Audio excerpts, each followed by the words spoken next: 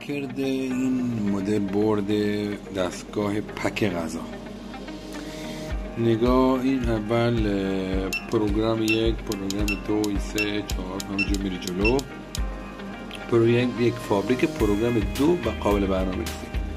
3 تا که میزنی نیم ثانیه. این نیم ثانیه نوشته چیز سلفون، یعنی اون دمایی که هیتر سلفون رو روشن کنه که کات کنه. پروگرام بعدی 4.5 ثانیه. 4.5 ثانیه برای موتور. نگاه کن، هارنر، این هارنر موتور رو میچرخونه که غذا رو ببره جلو. پروگرام بعدی 70. این دمای 70 دمای سنسور ترموکوبل تایپ کاه که ترمینالش از اینجا مشخص هست. اوکی. حالا این قابل تنظیم هست.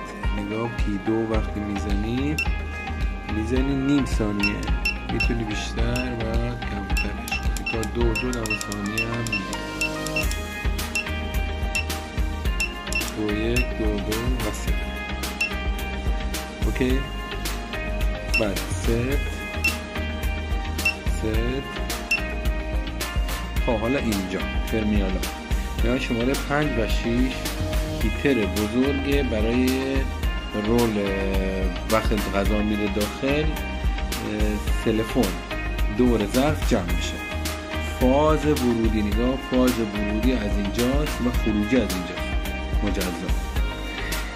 شماره 4 موتور، این موتوره که روله و اون غذا رو حرکت میده به سمت جلو.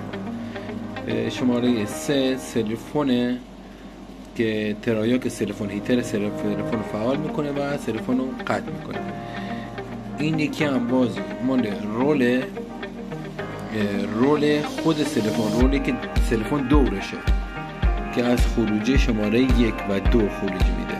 این خروجی شماره 3، شماره 4 و 5 و 6. این سیمکشیاش، نگاه، این کلا فیدبک شده به اینجا. یه دوبل 6 ولت بخوره اینجا. حالا این سویچه چیه؟ این سویچه اون در سلفون وقتی میذاری یه سویچ میکنه و تایم شروع میکنه به حرکت کردن، میچرخونه و میره جلو. این خروج ترموکوبل، این مثبت ترموکوبل.